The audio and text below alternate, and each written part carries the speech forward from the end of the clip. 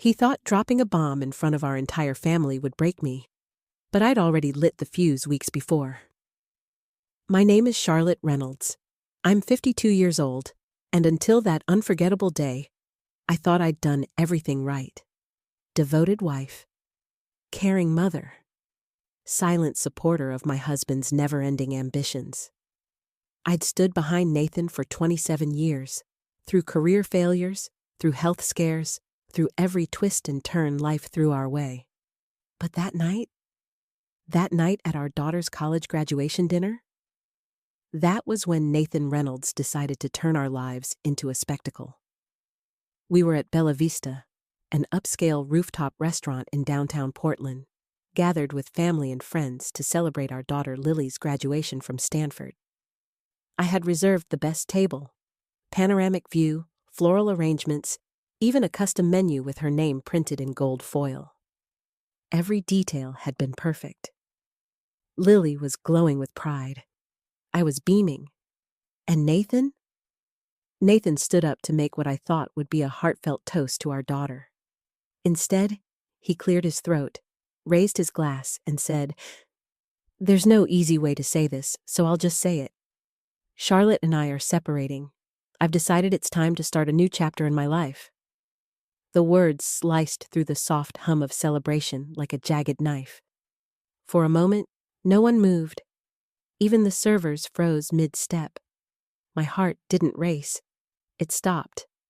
Across the table, Lily's smile vanished, replaced by a look of stunned disbelief. She looked to me, searching my face for guidance. My mother gasped. Nathan's brother dropped his fork with a loud clang. And me? I didn't cry. I didn't scream. I didn't throw my wine in his face, though I considered it.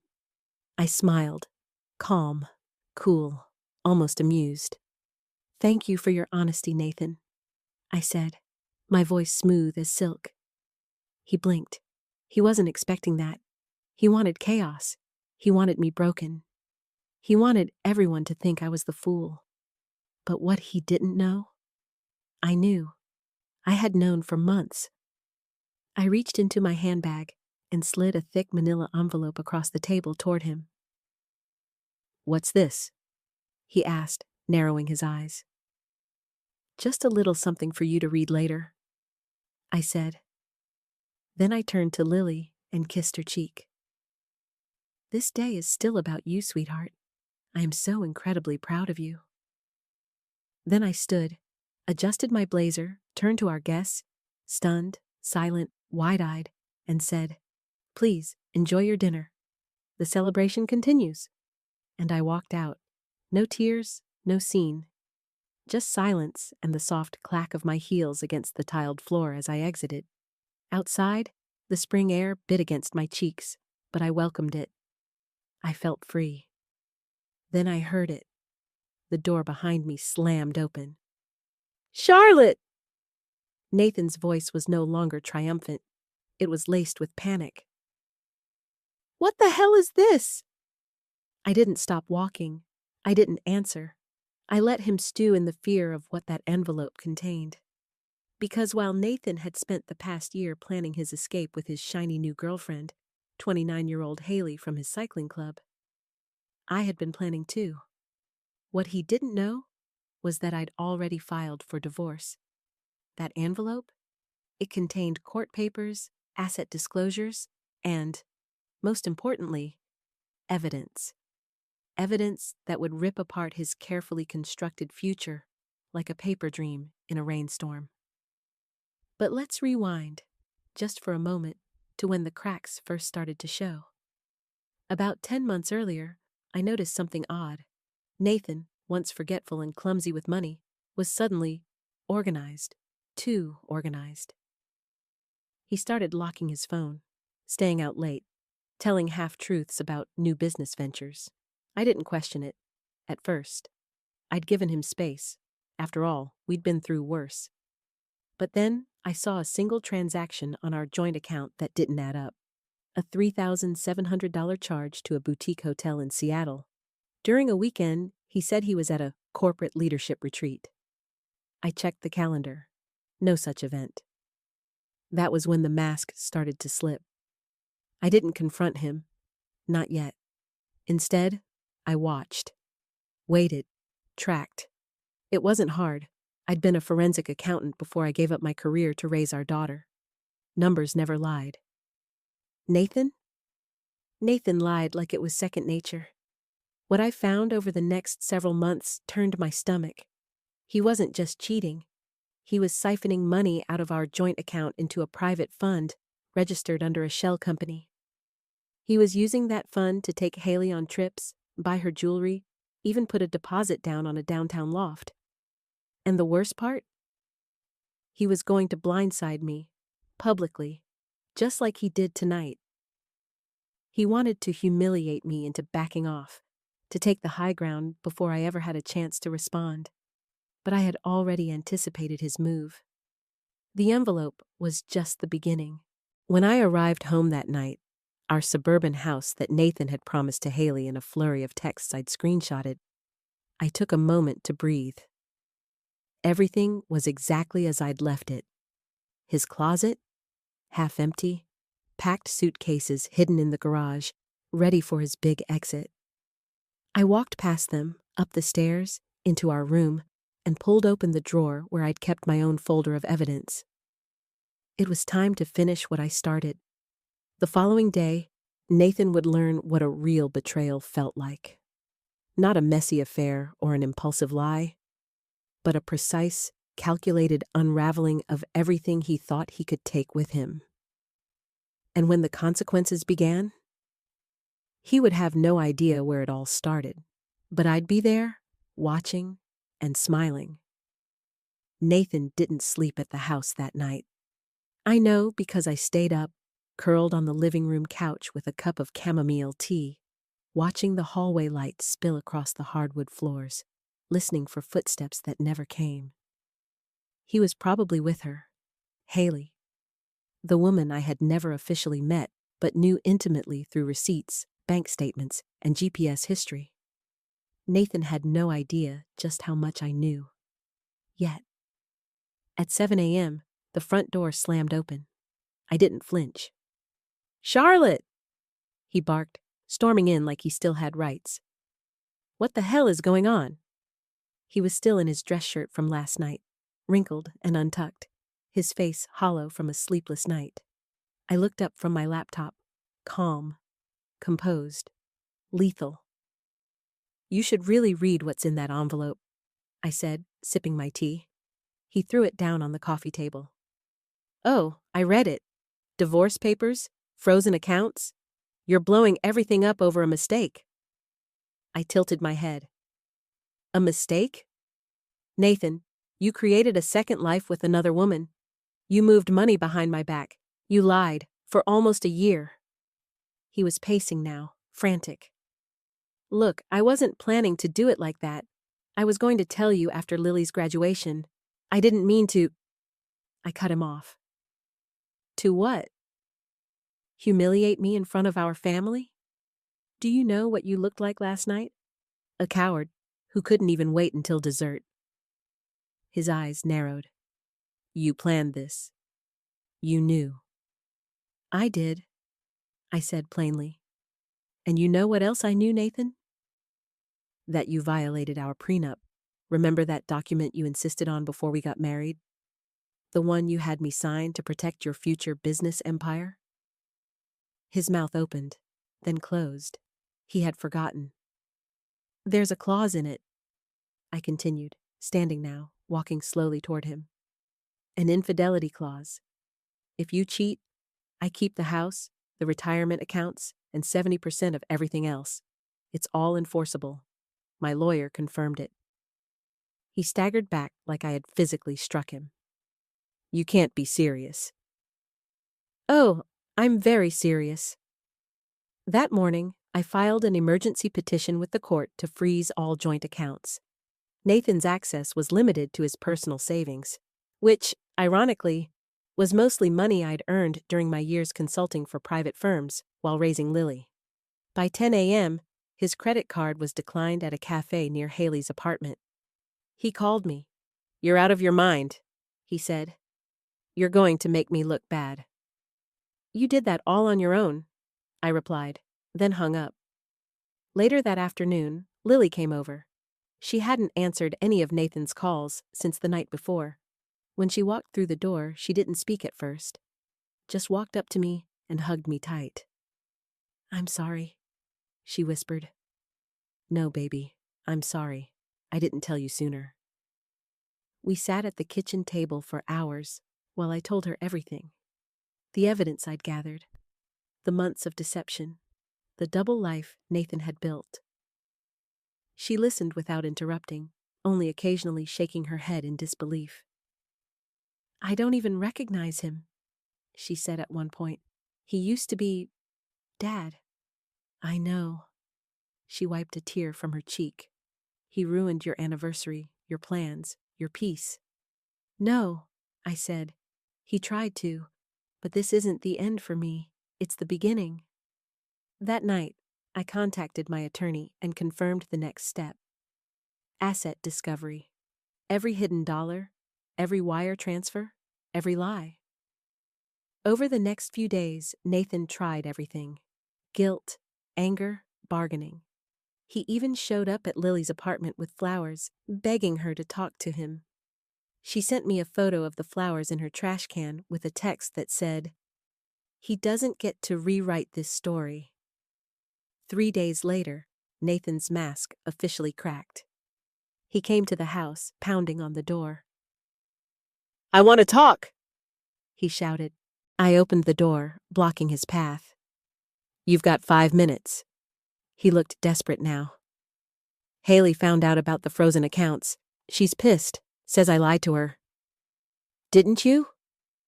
I mean, not exactly. I didn't tell her everything. She thought we'd be moving into the new place this week. I nodded. About that, the lease you signed with her? I canceled it. You what? The landlord called to verify some information. I explained the financial situation. They're not going forward with the agreement. Something about you being flagged in a fraud database. That's not possible. Oh, it is, I said. Fraudulent misrepresentation of funds. My attorney reported the account activity last week. Nathan's face crumpled. He wasn't angry anymore. He was terrified. Charlotte, what do you want from me? I want you to disappear, sign the divorce, walk away. And if I don't? I stepped closer, my voice ice cold. Then I go public. Your cycling club, your clients, your friends who invested in that fake startup you tried to launch last year. They all get a nice, thick envelope. With attachments, he was speechless, breathless. You think I'm bluffing? I added. Try me. Then I closed the door in his face. That night, Lily and I had dinner together. She asked, Mom, do you think Dad ever really loved us? I looked at her, my beautiful, brilliant girl, and said, he loved the version of us that didn't challenge him, the one that served his ego. But love isn't control, it's not betrayal, and it's sure as hell not public humiliation. She nodded slowly. I'm proud of you. I smiled, truly smiled, for the first time in weeks. Me too. But we weren't done yet. Nathan's punishment had just begun. By the following week, Nathan was no longer the man everyone respected. Not at the office, not at the gym, not even at his precious cycling club. His carefully curated image of a devoted husband and father was unraveling thread by thread. And the best part? I didn't have to lift a finger. His lies were doing all the work for me. It started with a simple email. Not from me, from Diane, one of our oldest friends, and someone Nathan thought was on his side. She had been at the graduation dinner, had seen the way he dropped that bomb like he was announcing dessert, and quietly reached out to me the next day. Charlotte, she wrote, I had no idea. I thought the rumors about Haley were just gossip. I'm so sorry. If there's anything I can do? I called her. We spoke for nearly 2 hours, and when I told her the full truth, The affair, the siphoned funds, the staged humiliation. She was livid, not just for me, but for being lied to. By the next morning, half our social circle knew, not the sensationalized version Nathan was peddling, that I'd lost it and was out for blood, but the actual story. People started choosing sides, and Nathan was losing. Lily told me that her friend Jenna's dad, who worked with Nathan in the real estate firm he recently partnered with, called her to say, "If your mom ever needs a new place or a referral, tell her she has my number. Nathan's been shady for months." He didn't just lose credibility. He lost deals. Clients stopped calling. His email responses were ghosted. People knew. And then came the real blow. Haley left. She moved out of the apartment they were supposed to share before they ever spent a night in it. She showed up at the firm one morning, red-faced and furious, demanding to see Nathan. She didn't get past reception.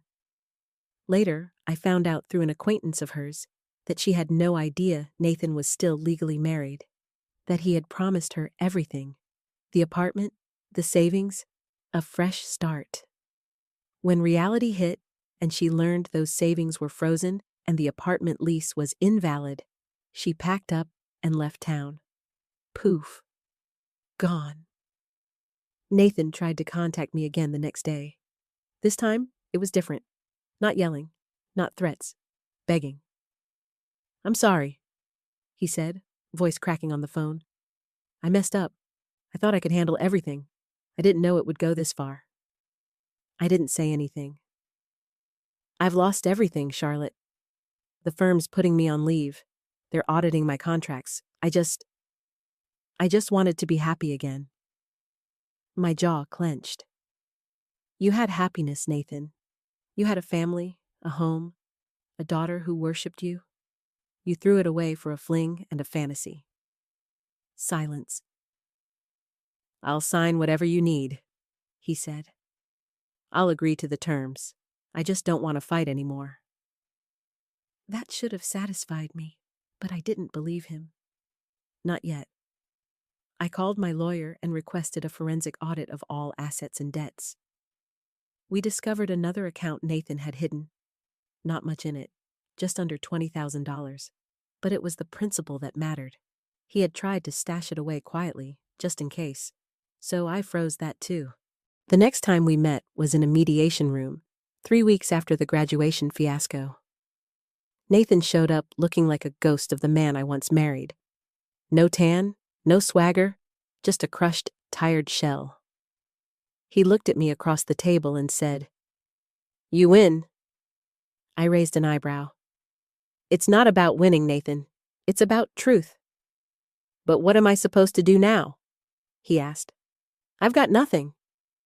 "No," I corrected him. "You've got consequences. There's a difference." After the session, as I walked out with my lawyer, I ran into Lily. She had insisted on coming, said she wanted to see her father face his own damage.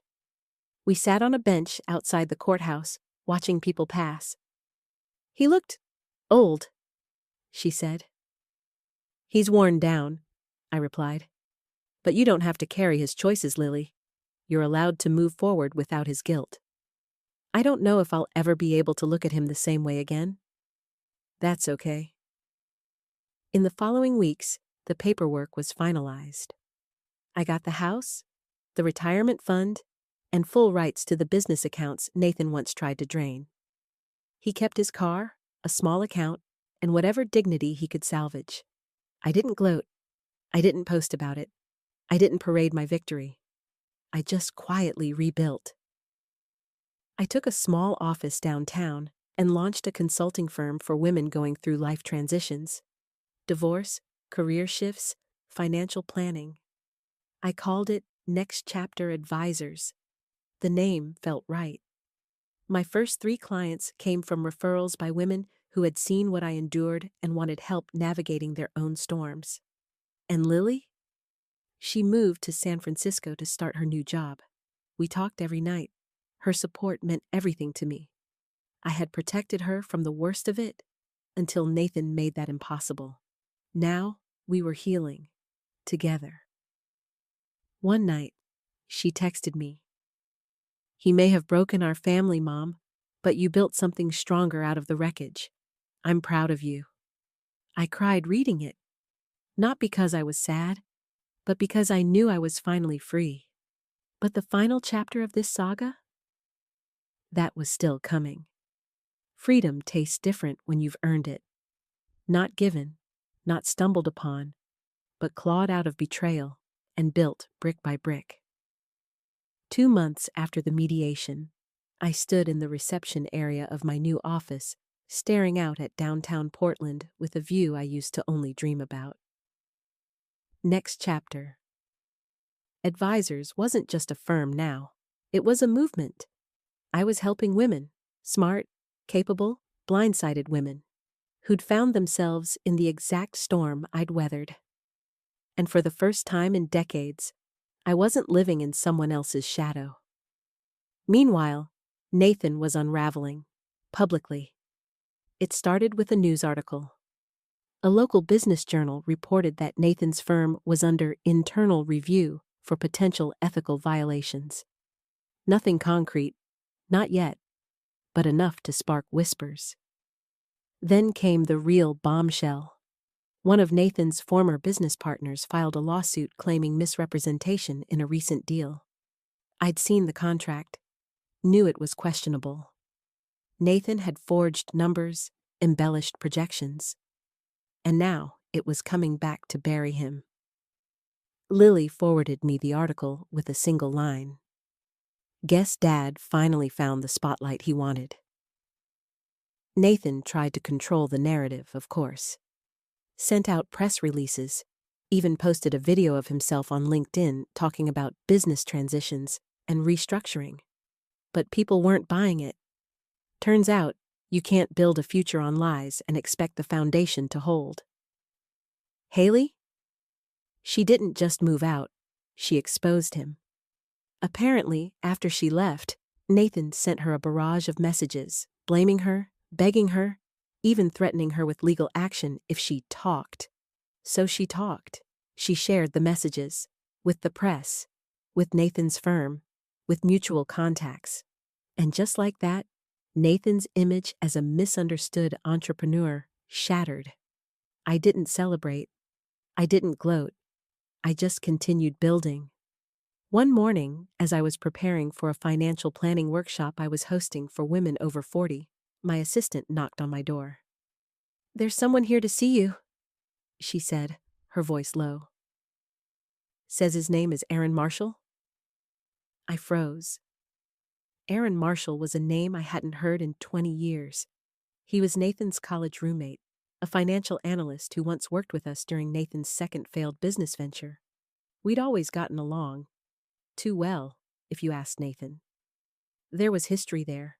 Nothing ever crossed a line, but there had always been an understanding, a quiet connection we never explored. I stepped out, and there he was. Older, of course, but the same sharp jawline, same calm eyes. "Hi, Charlotte," he said softly. "Aaron?" I nodded. "It's been a while." "Too long," he agreed. "I heard about everything. I'm sorry." "Thank you." "I'm not here for gossip," he added quickly. "I actually read about your firm. I'm consulting on a project with the state treasurer's office. We're looking to partner with independent advisors for a financial literacy program. I thought of you." It took me a second to respond. "You thought of me?" He smiled. "Yeah. You've always been good at turning chaos into strategy." I invited him into my office. We talked for an hour, about the program, about rebuilding, about life after deception. As he was leaving, he said, "If you ever want to grab a coffee, just as old friends, of course, I'd like that." And for the first time since everything fell apart, I felt something warm stir inside me. Possibility. I didn't say yes, but I didn't say no. That evening, I got a call from Diane. Her tone was sharp. "You need to see this," she said, forwarding me a link. It was a live stream of a city council meeting. Nathan was listed as a business advisor for a public redevelopment project. The problem? That project had just lost $200,000 in a budgeting error. An error traced back to Nathan. The councilwoman leading the meeting wasn't pulling punches. She laid out the conflict of interest, the unvetted projections, and, worst of all, the personal payments Nathan had received for consulting fees. It was all unraveling, right there on camera. The next morning, local news ran the story. Controversy surrounds former business leader turned consultant. I didn't need to do anything. Nathan had lit his own fire, and it was spreading. Later that week, he showed up again, at my office. "I just want to talk," he said to the front desk. My assistant looked to me, hesitant. I stepped out. "Nathan, you can't be here." His face was worn, eyes hollow. "They're going to file charges, Charlotte. I didn't mean for any of this to happen." "You didn't mean to get caught," I corrected. "I'm losing everything," he whispered. "I lost everything once too," I said. "But the difference is, I rebuilt.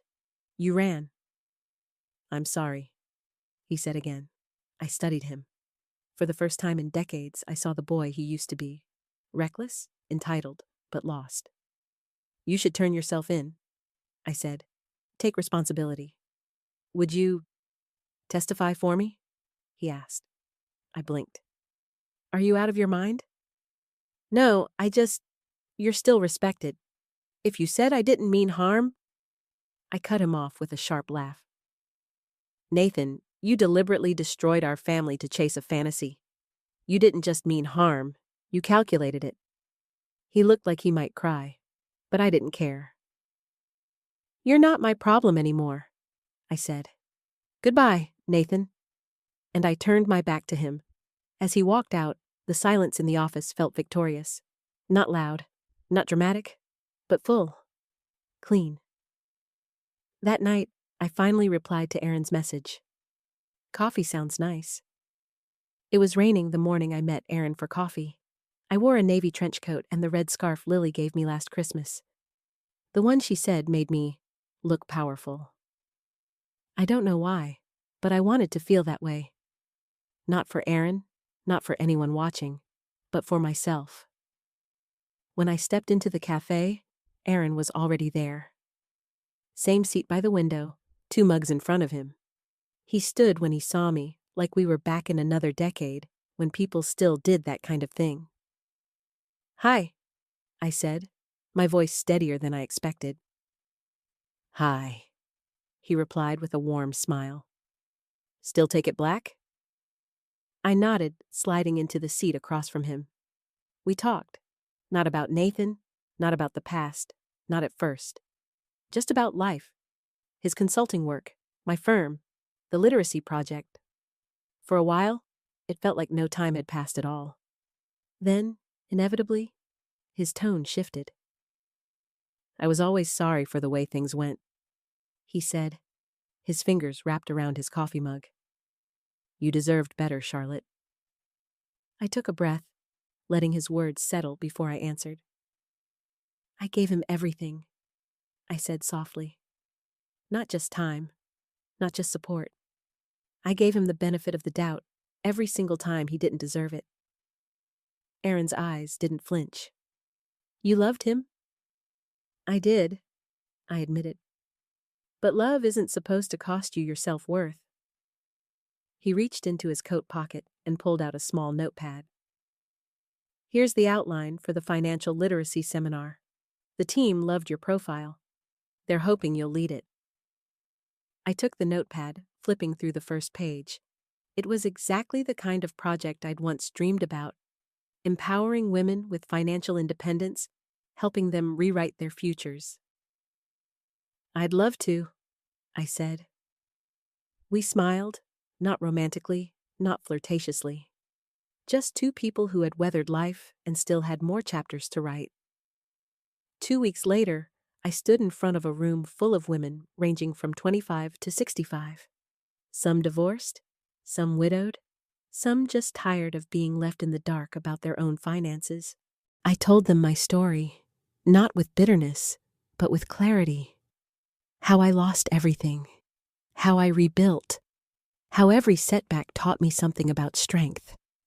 When I finished, the applause wasn't thunderous. It was genuine, grateful. After the seminar, a woman in her 50s approached me. "I'm just at the beginning," she said. "Caught my husband draining our savings last month. I haven't even told my kids yet." I touched her hand gently. "You'll get through it. And when you do, you won't just be the same woman, you'll be stronger." Meanwhile, Nathan's trial was set. Embezzlement, fraud, false representation. The charges had stacked up over the months. The media stopped calling him a business innovator. Now, he was just another cautionary tale. I didn't attend the trial. I didn't need to. But I did get a call from the district attorney's office. "Mrs. Reynolds, would you be willing to submit a victim impact statement?" I thought about it for a moment. "Yes," I said. I kept it simple. 2 pages, no dramatics, just the truth. I trusted him with my life, my finances, my family. He took that trust and built a lie on it. I am not seeking revenge. I've already found something better. I found myself. 6 months later, Lily flew home for Thanksgiving. We cooked together, laughed like we used to. She was doing well in San Francisco, had a new promotion, a roommate she liked, a therapist she actually trusted. After dinner, we sat on the porch, hot cider in hand, bundled up in thick sweaters. "Do you ever miss him?" she asked quietly. I didn't answer immediately. Then I said, "I miss who I thought he was, but that person never really existed." She nodded. "I think I understand that now." I looked at my daughter, resilient, brilliant, strong, and felt peace. "Life's funny," I said. "Sometimes it breaks you just to show you what you're made of." We clinked our mugs gently, a quiet toast to survival. As winter rolled in, so did opportunity. Next chapter advisors expanded. I brought on 2 associates, started a podcast, even published an article in Forbes Women titled, "The Divorce Ledger: Why Women Should Own Their Financial Story." Aaron and I had a few more coffees. Nothing serious, just a slow, quiet friendship with potential. One afternoon, he said, "You know, you could do this nationally."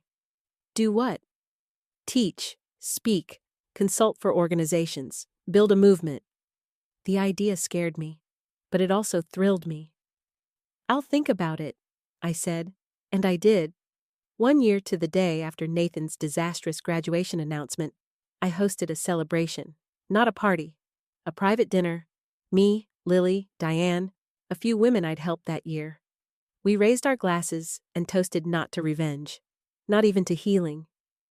We toasted to reinvention, because that's what I had done. Nathan thought he could shatter me in front of everyone. Instead, he handed me the spark I needed to ignite an entirely new life. And I didn't just survive the fire. I became it.